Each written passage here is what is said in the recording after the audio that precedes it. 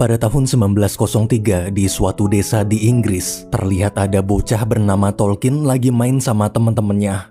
Ketika pulang, Tolkien bingung melihat ada seorang pendeta. Ibu lalu cerita pendeta itu bernama Francis. Pendeta Francis datang menjemput mereka untuk pindah ke kota Birmingham. Di sana, hidup keluarga kita akan dijamin oleh pihak gereja, mulai dari tempat tinggal, makan, hingga sekolah Tolkien dan adiknya. Sejak ayah meninggal, hidup keluarga Tolkien sangat susah. Untungnya pendeta Francis yang dulu teman dekat almarhum ayah mau membantu mereka. Meski dalam hati Tolkien masih ingin tinggal di sini, tapi dia tak punya pilihan lain. Setelah mengemas barang-barang, keluarga Tolkien pun pindah. Malamnya saat sampai di kota Birmingham, ibu menyemangati kedua putranya. Ibu bilang dulu dia pernah membaca buku novel bagus sekali. Di novel itu tertulis, ada 2 cara untuk keluar dari kemiskinan. Cara pertama, menikahlah dengan orang kaya. Cara kedua, temukanlah harta karun. Harta karun bukan cuma uang atau emas, namun sahabat yang bisa mengingatkan kita agar selalu dekat dengan Tuhan dan mengajak kita untuk maju juga adalah harta karun yang sangat berharga. Semoga suatu saat nanti anak-anak ibu bisa menemukan sahabat seperti itu. Sebelum tidur, ibu mulai membacakan dongeng. To the water. The dragon had crawled over the pit. The dragon lashed his tail till stood and roared. A cloud of venom flew before him. Whoever thou art, all who obey. No brave man lets death by loosing it. 1 tahun berlalu, suatu hari waktu baru pulang sekolah, Tolkien melihat sang ibu hanya duduk diam tak bergerak. Ketika diperiksa, ternyata ibu telah meninggal dunia. Beberapa minggu setelah pemakaman, pendeta Francis membawa Tolkien dan adiknya ke rumah seorang wanita bangsawan bernama Nyonya Faulkner. Pendeta ke sana untuk minta Nyonya Faulkner mengadopsi kakak adik itu. Tolkien dan adiknya adalah anak yang cerdas. Selama ini pihak gereja hanya bisa menyekolahkan di sekolah biasa, padahal dengan kecerdasan yang di atas rata-rata, sebenarnya mereka pantas masuk ke sekolah unggulan. Setelah diskusi panjang lebar, Nyonya Faulkner setuju mengadopsi Tolkien dan adiknya. Bulan demi bulan berlalu setelah pindah ke rumah Nyonya Faulkner dan masuk ke sekolah elit. Suatu siang di kelas, waktu murid-murid gantian membaca buku sastra, tiba-tiba ada murid jahil bernama Robert mengambil buku Tolkien. Untungnya tadi malam Tolkien udah belajar, jadi tanpa buku pun dia tahu lanjutan kalimatnya. Gak cuma di kelas, waktu pelajaran olahraga, Robert terus ngebully dan ngajak ribut Tolkien tanpa sebab.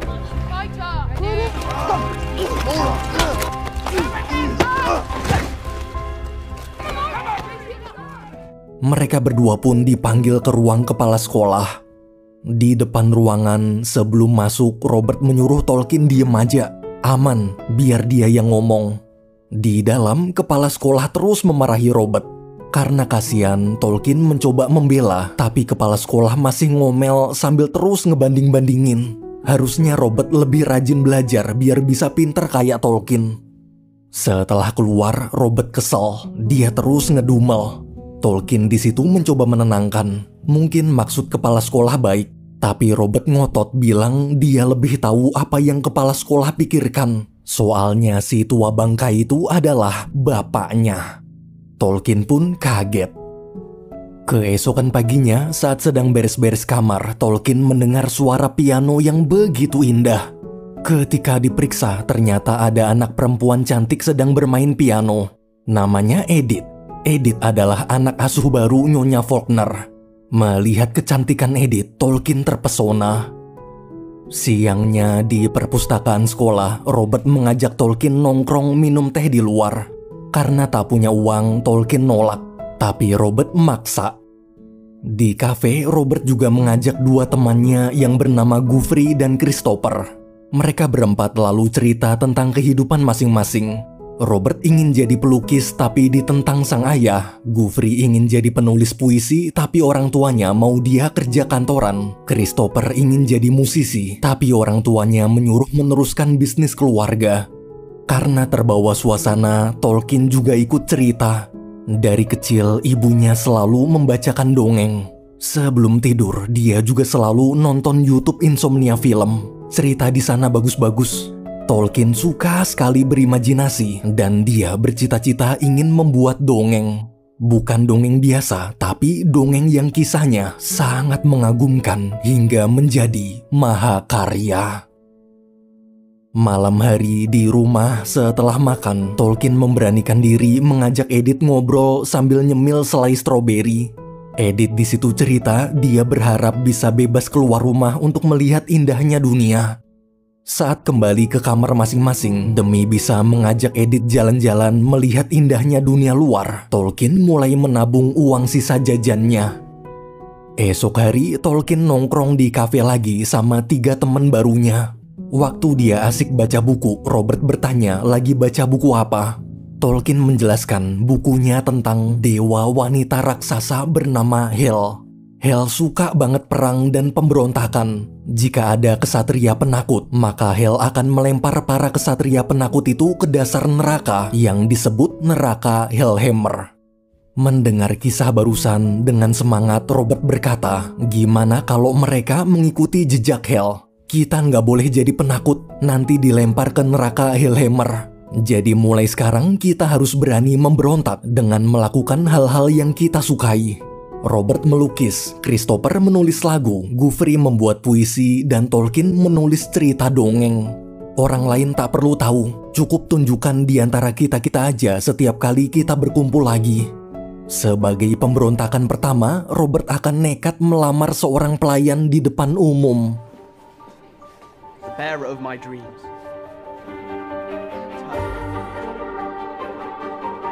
We should form a club.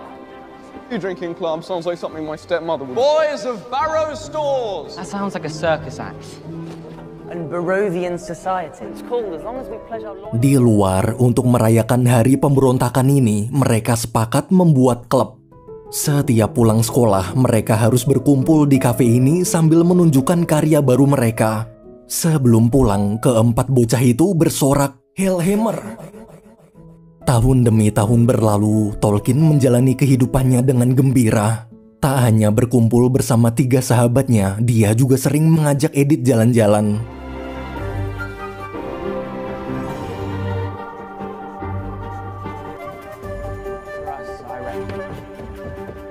Thorns came to shape out fate for that king. Amongst each other like the cubs. And be reckoned the best of princes.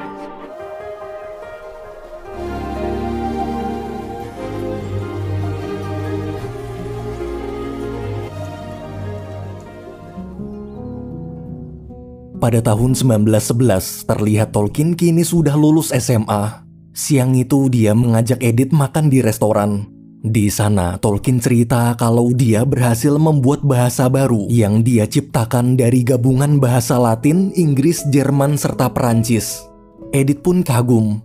Karena dari dulu mereka berdua selalu deket, jadi udah kelihatan kayak pacaran. Malam hari untuk pertama kalinya Tolkien mengajak Edith bertemu 3 sahabatnya di kafe. Robert, Guthrie, dan Christopher terlihat semangat mengajak Edith ngobrol. Awalnya Tolkien biasa aja, tapi karena terlalu dekat lama-lama dia cemburu. Saat Tolkien mengajak pulang, Edith marah-marah. Kenapa pulang buru-buru padahal dia masih asik ngobrol? Dia bosen di rumah terus. Edith pun ngambek lalu meninggalkan Tolkien sendirian. Keesokan harinya, semua anggota berkumpul di rumah Robert. Rencananya mereka mau menginap karena orang tua Robert sedang pergi. Seperti biasa, mereka mulai menunjukkan karya baru mereka satu persatu. Malamnya, waktu asik main biliar, tiba-tiba terdengar suara ayah Robert pulang. Semua pun buru-buru menyembunyikan barang-barang mereka. Saat ayah masuk, dengan tegas dia menyuruh teman-teman Robert pulang. Waktu ayah ke kamar mandi, Tolkien, Guthrie, sama Christopher ngomporin nyuruh Robert membujuk ayahnya agar mengizinkan mereka nginep. Jangan jadi penakut, udah gede. Demi menyemangati, mereka kompak teriak, Helhammer. Mendengar itu, Robert lalu memberanikan diri bicara pada sang ayah. Setelah terus-menerus diyakinkan, akhirnya ayah mengizinkan. Robert sangat senang. Untuk pertama kalinya boleh ada temen nginep. Untuk pertama kalinya dia berhasil memperjuangkan keinginannya sendiri meski cuma hal sepele. Besoknya sebagai permintaan maaf, Tolkien mengajak Edith nonton pertunjukan opera. Sesampainya di gedung pertunjukan, waktu mau bayar uang Tolkien kurang. Mereka berdua pun terpaksa keluar. Di luar, Tolkien mengajak Edith menyusup masuk lewat gudang kostum. Namun sayang, pintu ke ruang pertunjukan dikunci. Tolkien lemas dan malu. Tak ada yang bisa dia lakukan selain minta maaf. Tapi ketika ingin pergi, terdengar suara musik opera baru dimulai. Edith yang suka musik langsung menari.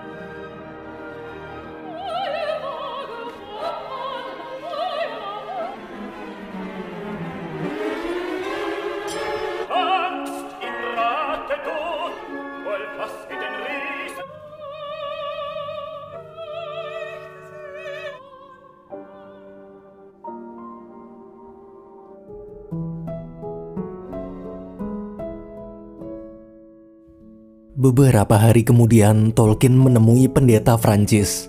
Ia cerita karena sudah dianggap dewasa, Nyonya Faulkner tak mau membiayai kuliahnya.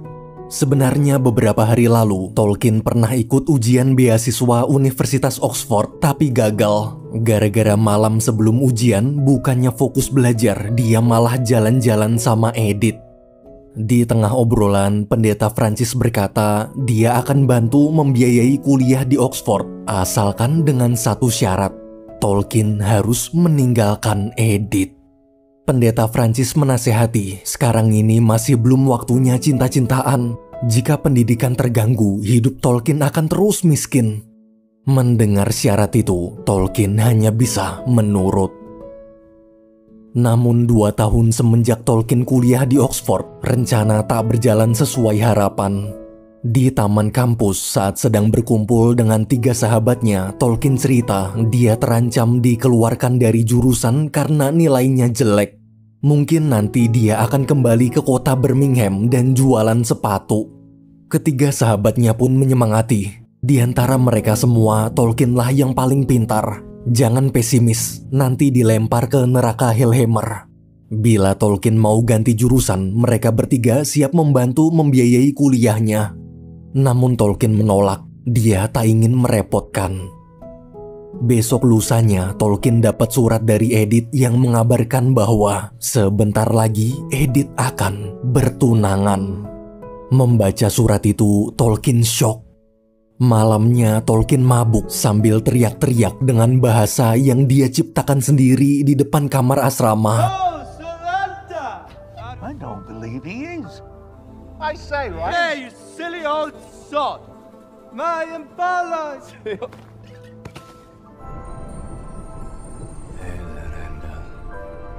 Over midnya, Elrond.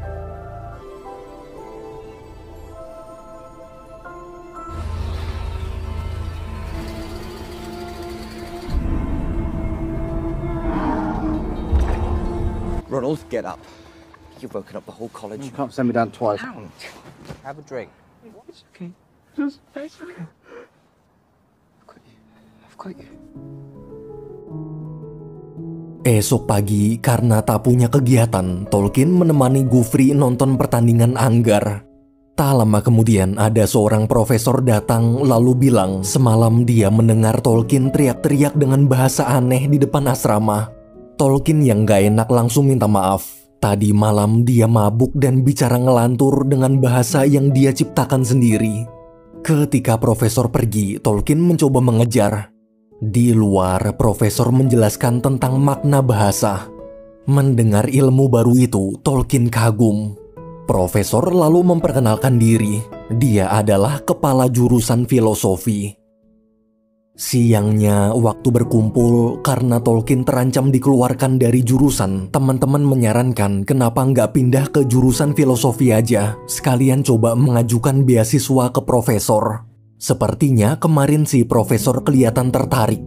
Agar semangat, ketiga temannya berkata, Hellhammer. Keesokan paginya, setelah mengumpulkan keberanian, Tolkien menemui profesor. Sesuai dugaan, profesor tertarik. Profesor bersedia memberi beasiswa asalkan bisa menuliskan 5.000 kata dari bahasa baru yang Tolkien ciptakan.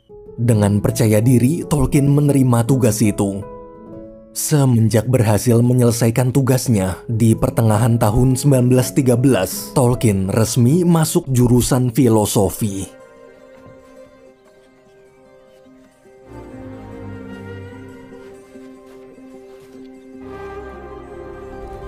They bid their dear kinsmen, these brothers, marshal, for they're in time of need. Beowulf, donna he from that he his friend Sorgas, not the boon. The bairn Beberapa tahun kemudian, Tolkien akhirnya lulus kuliah. Mimpinya sebentar lagi terwujud. Namun di kampus, ketika sedang membacakan cerita dongeng buatannya pada profesor, tiba-tiba para mahasiswa berteriak memberitahu kalau Inggris akan berperang melawan Jerman. Semua pemuda harus ikut wajib militer mengorbankan nyawanya demi membela negara. Artinya, mimpi Tolkien seketika musnah. Lord entirely cut to pieces.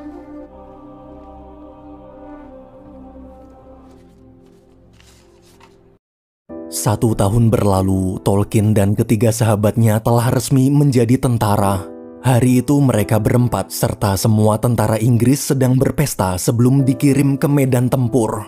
Tolkien, Gufri, Christopher, dan Robert juga berfoto bersama untuk kenang-kenangan. Selesai pesta, waktu mau berangkat, Tolkien melihat Edith menunggunya di luar. Tolkien lalu mengajak Edith jalan-jalan. Sepanjang jalan, Edith cerita dia udah putus sama tunangannya. Tolkien pun lega. Karena merasa ini waktu yang tepat, Tolkien memberanikan diri mengungkapkan perasaannya. Tak perlu dijawab sekarang, yang penting kini dia bisa pergi ke medan perang dengan tenang. 4 bulan kemudian di Prancis, Tolkien ditugaskan bertempur di front barat. Malam itu terlihat Tolkien sedang membaca surat dari Ibu Gufri. Ibu Gufri bertanya kenapa sudah beberapa minggu anaknya tak ada kabar. Meski kondisinya sedang demam tinggi, karena khawatir, Tolkien nekat memaksa pergi ke front timur tempat Gufri bertugas. Salah satu prajurit yang melihat Tolkien jalan sendirian memutuskan ikut menemani. Besok paginya, sesampainya di front timur, saat sedang istirahat, mendadak musuh menyerang.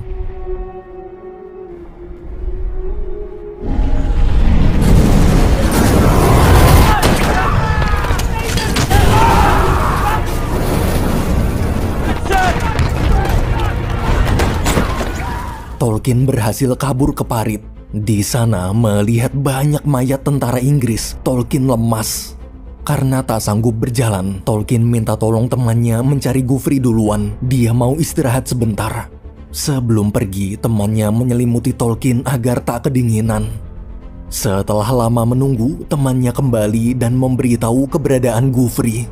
Tolkien pun buru-buru ke sana.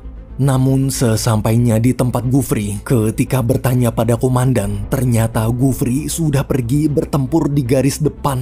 Walaupun sakitnya makin parah, Tolkien tetap nekat menyusul.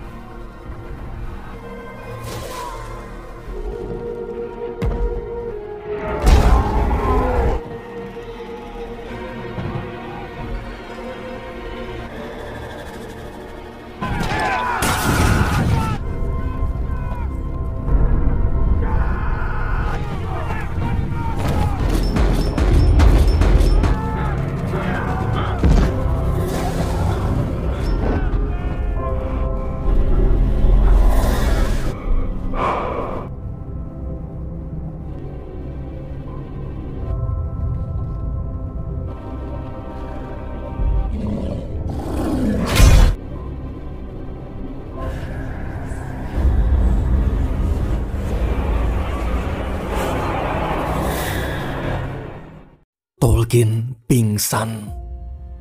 Saat sadar, dia sudah dipulangkan ke Inggris dan sedang dirawat di rumah sakit. Edith langsung memeluknya. Sambil menangis, Edith menjelaskan Tolkien sudah seminggu tak sadarkan diri. Tolkien lalu bertanya bagaimana keadaan Gufri. Dengan sedih, Edith memberitahu bahwa Gufri telah gugur. Tak hanya Gufri, Robert juga gugur. Christopher selamat, tapi sekarang dia mengalami trauma berat. Mendengar kabar ketiga sahabatnya, Tolkien sangat terpukul. 1 minggu kemudian, setelah pulih, Pendeta Francis datang menjenguk. Pendeta Francis memberikan surat dari Gufri yang baru sampai kemarin. Surat itu ditulis sehari sebelum dia maju ke garis depan. Gufri menulis, seandainya dia gugur, mungkin klub kita akan bubar. Namun semangat kita untuk meraih mimpi akan selalu ada. Ia ingin Tolkien mewujudkan cita-citanya. Tolong terbitkanlah semua puisi yang selama ini dia tulis. Membaca pesan terakhir sahabatnya itu, Tolkien tak sanggup menahan air matanya. Beberapa tahun berlalu, terlihat Tolkien kini bekerja sebagai dosen di Universitas Oxford. Dia juga sudah menikah dengan Edith. Meski hidupnya bahagia, dia tak mau menulis dongeng lagi. Suatu malam, Edith bilang dia rindu Tolkien yang dulu. Semenjak pulang dari medan perang, Tolkien seperti jadi manusia tanpa cita-cita. Tolkien akhirnya jujur, alasannya tak mau menulis cerita dongeng lagi adalah karena sampai detik ini dia masih belum mewujudkan keinginan terakhir Gufri. Jika dia berhasil meraih cita-citanya sendirian, rasanya seperti mengkhianati ketiga sahabatnya. Semenjak perang, dia juga tak pernah bertemu Christopher lagi. Edith lalu menasehati, kalau begitu kenapa Tolkien tak coba mewujudkan keinginan Gufri dulu? Mungkin setelah itu rasa bersalahnya akan hilang. Tolkien pun terdiam. Meski masih belum siap menemui orang tua Gufri, tapi dia tak boleh jadi penakut. Nanti teman-temannya akan berteriak Hellhammer. Keesokan harinya, setelah sekian lama, akhirnya Tolkien memberanikan diri menemui ibu Gufri di kafe tempat klub biasa berkumpul. Tolkien menceritakan segala hal tentang kenangannya bersama Gufri serta teman-teman lainnya. Ia juga memberikan buku puisi yang selama ini Gufri tulis lalu minta ibu menerbitkan buku itu. Dengan mata berkaca-kaca, Tolkien berkata, inilah keinginan terakhir sahabatnya. Sebelum berpisah, Ibu Gufri berterima kasih. Terima kasih telah menjadi harta karun untuk putranya. Tahun demi tahun berlalu, di tahun 1930, terlihat Tolkien dan Edith kini sudah punya 4 anak. Pagi itu Tolkien mengajak istri dan keempat anaknya berkunjung ke kampung halaman masa kecilnya. Di sana dengan semangat Tolkien mendongeng seperti sang ibu dulu. Dongeng tentang seorang bocah miskin yatim piatu yang berjuang mencari harta karun. Keesokan paginya setelah pulang ke rumah, semangat hidup Tolkien mulai kembali. Hatinya yang lama sakit kini telah sembuh. Ia mulai berimajinasi dan menulis lagi. Dongeng yang akan dia tulis kali ini bercerita tentang kisah petualangan yang sangat mengagumkan berjudul Hobbit.